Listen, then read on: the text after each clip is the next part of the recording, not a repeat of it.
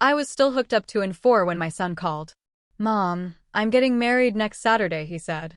There was a pause, just long enough to make me think he might say more. But he didn't. Instead, "It'll just be her family. You don't need the stress, you know." He didn't ask how I was feeling. Didn't ask if I'd even be out of the hospital by then. He just informed me. Like I was a neighbor being told they'd changed their Wi-Fi password. No warmth. No, I wish you could be there. No, I love you. I held the phone to my ear for a moment longer, hoping maybe he forgot to finish his sentence. But there was nothing. He hung up first. The room hummed with fluorescent silence. The nurse walked in to check my blood pressure, asked if everything was okay. I said, "It's fine." Because I've learned, when people stop seeing you, they stop hearing you too. You don't cry when the knife is familiar. You just go still. 2 days earlier, I'd asked a friend to bring me knitting needles. I'd started a soft white scarf. Thought it might be a nice gift for the bride. Back then, I still thought I was part of the picture. Now, I was the part they cropped out. I turned my head to the window. Outside, a family helped an elderly woman into a car. Her son held the door open like it was sacred. I closed my eyes. "They don't hate you," my friend Martha said the next day, trying to be kind. "They're just building their own life." I nodded. But inside, something quiet broke. Not loudly. Not dramatically. Just a soft, final shift. Like a drawer being closed. I stayed 2 more days in that hospital bed, saying less and noticing more. How people walk past you once you're in a gown. How the world moves faster when you stop being useful. I'd raised him with 2 jobs and no child support. Taught him to drive. Bought his first suit. Listened when his first girlfriend left. Now I wasn't family. I was context. "You're not dead," Martha said. "Maybe he just forgot how to include you." No, you don't forget your mother. You erase her. 2 days before that phone call, I was sitting up in my hospital bed, unraveling a ball of soft yarn into something I hoped would be a scarf. Not perfect, not fancy, just something warm. The bride's name was Amanda. I'd met her twice. She was polite in the way people are when they're half listening. Still, I wanted to give her something. I told myself it mattered. That I mattered. A nurse came in to check my chart. She smiled and asked who the scarf was for. I said, "My future daughter-in-law," and the words made me feel anchored, like maybe I still had a place. That night, I fell asleep imagining what I'd wear to the wedding. Maybe the navy dress with the silver pin. I hadn't worn heels in years, but I thought I might try. Funny, isn't it? How your body knows the truth before your mind does. That night, my leg cramped so badly I had to press the call button twice. I remember gripping the railing, whispering, "Just let me get through this. Just let me stand at the back of the ceremony." I pictured myself sitting quietly, smiling, clapping, not demanding anything, just witnessing. The next morning, I asked the nurse if someone could help me check the hospital calendar, see if there was a chance I'd be discharged by Friday. She said maybe, if everything stays stable. But you shouldn't rush recovery just to attend an event. I smiled politely. But weddings aren't just events when you're a mother. They're landmarks. They're the moments your whole life was supposed to be leading toward. Later that day, I called Daniel. It went to voicemail. I left a message. "Hey, sweetheart, just wondering if there's a date set yet. No pressure, just let me know." He never called back. Instead, he waited until 4 days later, when everything had already been planned, booked, posted. I wasn't late. I was unnecessary. That scarf? I finished it, folded it neatly, then handed it to a volunteer who said they were collecting winter things for the shelter. She smiled and said, "Thank you, ma'am. This will make someone really happy." I nodded. Better it keep a stranger warm than sit in a drawer of someone who never planned to open it. I was back home when I saw it. A neighbor stopped by to bring back a casserole dish. She's kind, one of those people who always checks in without making it feel like charity. We stood in the kitchen for a minute, the tea kettle humming behind us. She said, "Oh, I saw Daniel's engagement photos online. How exciting. You must be over the moon." I paused. "Photos?" She blinked. "You haven't seen them? They're all over Facebook. Amanda posted an album. It looks like it's going to be a beautiful ceremony. She said it like it was common knowledge, like I was in the loop. But I wasn't even on the page. After she left, I sat down with my laptop. I hadn't logged into Facebook in months. It took a few tries to remember the password. And then I saw it. A whole album. Dan and Amanda's big day coming soon. 37 pictures. Her dress fitting. His tux. A long caption about finding real family. There was even a list of people tagged. Her parents. Her sister. His best friend. No mention of me. Not even a tag. But there it was, clear as glass. The wedding was happening Saturday. I'd found out on Tuesday. I clicked on a video. It was them rehearsing their vows. Amanda was laughing, glowing. Daniel was smiling in a way I hadn't seen since he was 12 and got his first bike. Someone in the background said, "It's perfect, just close friends and family." And Daniel nodded. Exactly how we wanted it. No stress. No drama. No mother.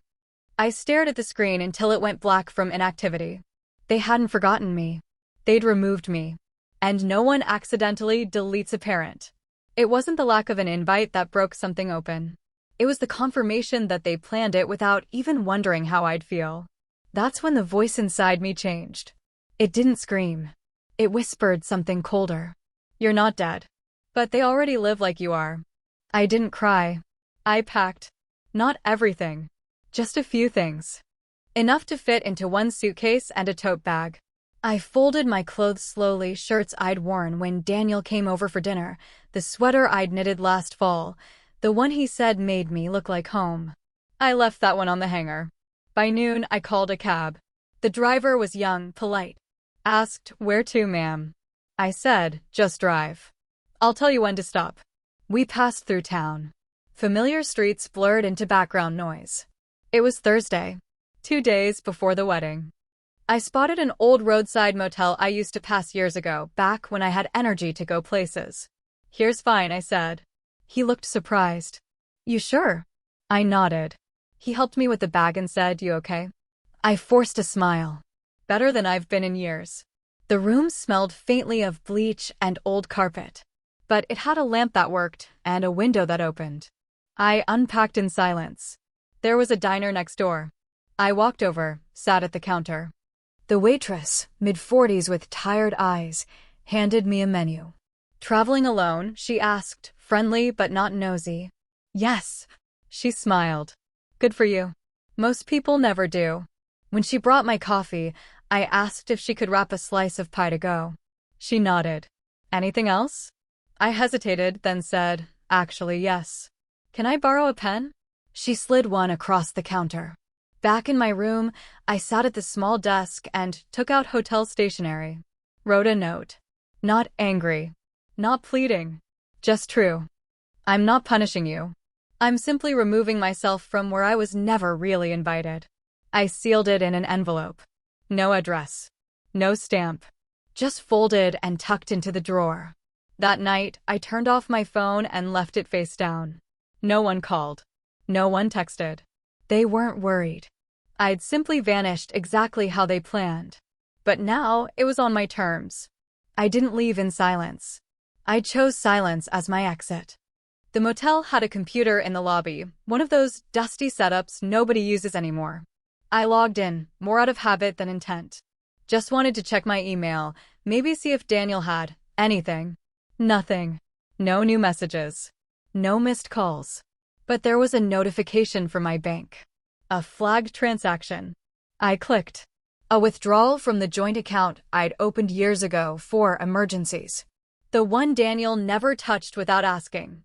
Only he hadn't asked. $3,000. Transferred to a private account. Labeled wedding expenses. My hands went still on the keyboard. I stared at the screen. Not because of the money, but because of what it meant. He hadn't just excluded me. He'd used me. I checked again, tracing it back. Not the first time. There'd been others. Quiet pulls. Hundreds here, thousands there. All without a word. My name was just a lever. A signature on demand. I stood up so quickly the chair scraped loud against the floor. The clerk looked up but said nothing. I nodded, left. Back in the room, I pulled out the scarf I'd meant to give Amanda. Not the shelter one, the other one, the first I started when they got engaged. Soft green, her favorite color. I ripped out the stitches one by one. It wasn't rage. It was revelation. I wasn't forgotten. I was convenient. Until I wasn't. There was a knock at the door. I flinched, then opened it. Housekeeping. A woman in her 60s with kind eyes. She smiled. Sorry, just checking if you need towels. I looked at her. She waited patiently. I shook my head. I'm fine, thank you. She hesitated. Then said, You look like someone who just figured out something hard. I swallowed. I did. She nodded. Hard truths don't kill you. But they do take pieces. She left. I stood there a long time, the ripped scarf in my lap. Later, I took out an old folder I always carried in my tote. Labeled Estate. I hadn't opened it since my husband died. But now, suddenly, it felt urgent. Not out of bitterness, out of clarity. It was time to reclaim the parts of my life I'd given away without receipt. You don't owe closure to people who build walls from your kindness. The next morning, I went to the front desk and asked for directions to a notary. There was one 3 blocks away, inside a small shipping store. A young man greeted me with a confused look, like he didn't expect anyone over 60 to walk in with purpose. I handed him my ID and a sealed envelope. I need this notarized and sent overnight, I said. Of course, he replied, polite but distracted. Legal document? Yes. Estate transfer. His eyes flicked to me. He didn't ask questions after that. Back at the motel, I laid everything out on the bed. The old estate folder, the bank statements, my original will. I called my lawyer, David, whom I hadn't spoken to in years. He sounded surprised to hear from me. Catherine? It's been a while. Everything all right? Not exactly, I said. I need to amend my will. And I need to remove Daniel as my financial proxy. He paused. Understood. No judgment. Just quiet efficiency. That's why I'd kept his number all those years. I gave him the updated directives. The savings account would now go to a scholarship fund for adult women returning to school. The house would be sold, and the money split between 3 charities. All passwords would be changed. All authorizations revoked. Would you like to include a letter to your son? David asked gently. No, I said. Let the silence speak. I ended the call and exhaled. The kind of breath that feels like closing a door, quiet, final, and strangely kind. That evening, I walked 2 blocks to a thrift shop. Donated a box of old clothes, including the sweater Daniel once complimented. The woman at the counter took it without comment. You traveling? She asked, nodding toward my small suitcase. Something like that, I said. She smiled. Where to? I thought for a moment. And then answered, someplace I don't have to explain myself. Back in the motel, I left the lamp on low and stared at the ceiling. Not sad. Not relieved. Just clean. Like a wound finally rinsed of debris. I didn't cut him out. I unhooked the anchor he tied to my ribs. On Saturday, the day of the wedding, I checked out of the motel at noon. The woman at the desk glanced at my ID, then at me. Heading back home? I shook my head. No. Heading forward. She smiled, not quite understanding, but kind enough not to press. Outside, the air was warm and bright. The kind of weather people wish for when they book outdoor weddings. Somewhere, Daniel was probably standing at the altar. Amanda smiling beside him. Guests clapping. Champagne poured. No seat left open. I walked to the train station with no real destination. I just wanted to move. Anywhere. At the station, I bought a one-way ticket to a coastal town I hadn't visited in years, Port Loring. Quiet, small, surrounded by water. No one I knew lived there. That was the point. I sat on a bench, waiting for the 2:15. A young woman sat down next to me, maybe early 30s. She had a toddler on her lap and a diaper bag that looked like it had been through war. She glanced at my suitcase. Traveling light, she said. First time in a while, I answered. She studied my face for a moment, then said something I didn't expect. You look like someone who finally stopped asking to be chosen. I blinked. What makes you say that? She shrugged. My mom looked like that once. Right after my dad remarried. She stopped trying to get invited. Just started showing up for herself instead. We sat in silence for a moment. Her kid squirmed, reaching for a cracker. She handed it over and said, almost as an afterthought, "I hope it's a good trip. Wherever it takes you."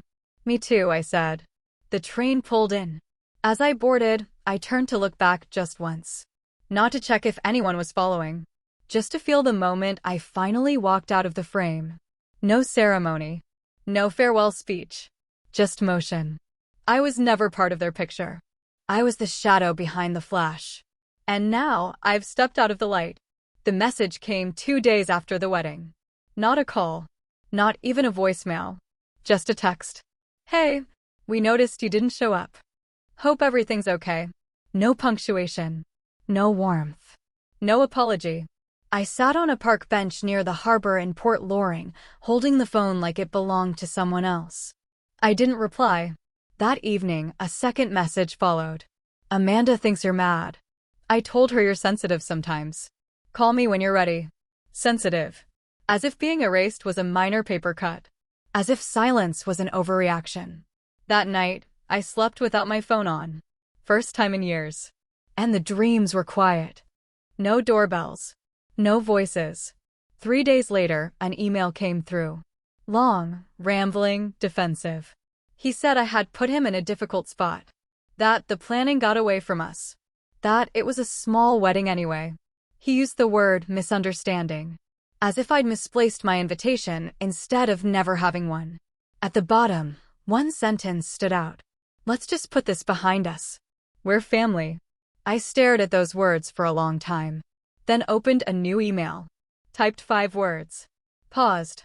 Deleted them. Instead, I opened a file labeled Final Notes. It contained everything the lawyer needed if I died tomorrow. I updated the details. Removed his name again, just to be sure. Changed all recovery contacts. Replaced every trace of him with clean space. Then I walked to the post office and mailed the updated copy to David, my attorney. No ceremony. That evening, I sat at a small cafe by the docks. The waitress who'd seen me once before stopped by. She studied me a moment, then said, "You're not from here, are you?" "No." She smiled. "You're one of the ones who returns different." I didn't answer. I just nodded. As I sipped my tea, the wind picked up slightly. I watched a boat drift from the dock, slow but certain. And I thought, now he knows what silence sounds like from someone who always showed up. It took them over a week to realize I was unreachable. Daniel called 3 times in one afternoon.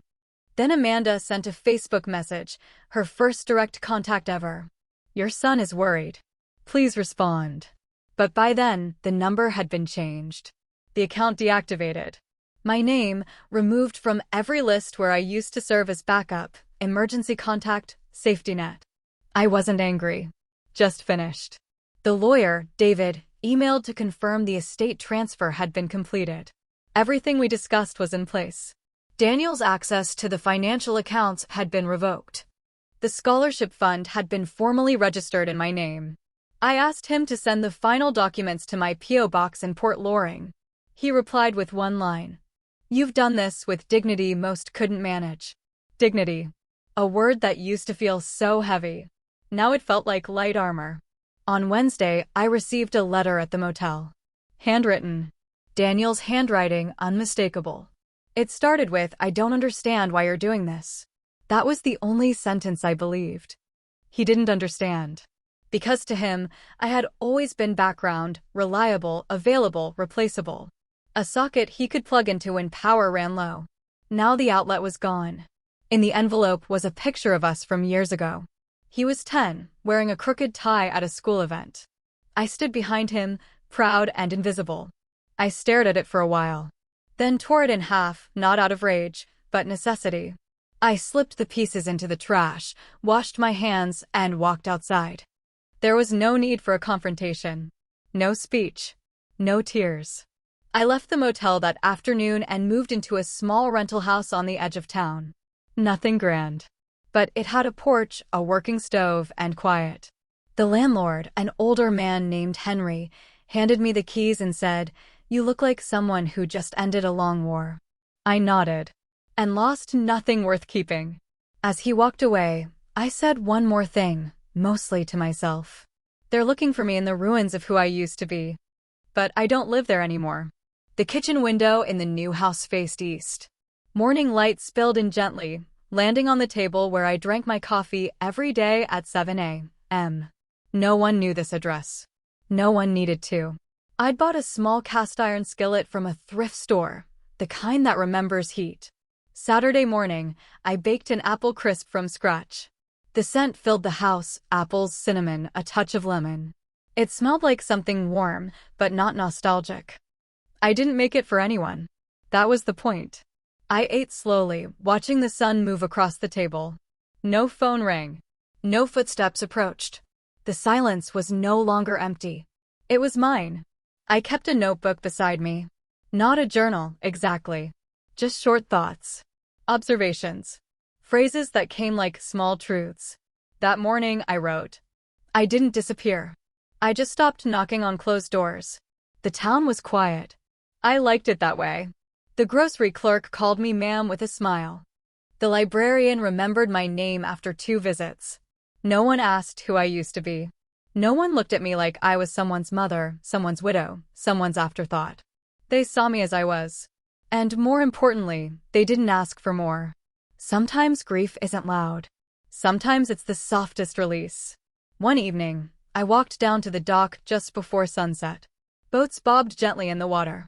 I stood there for a long time, breathing in the stillness. A teenage girl sat a few feet away, sketching. She glanced at me, then back at her drawing. You look peaceful, she said quietly. I turned to her. I am. She nodded, not questioning it. The sky turned soft gold, then pale blue. I stayed until the light faded. No calls came. No letters followed. And I never sent one either.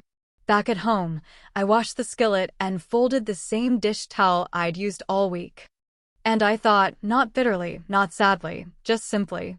Sometimes love is knowing when to stop explaining your absence. Support the channel by liking, commenting, and subscribing. I promise even more interesting stories.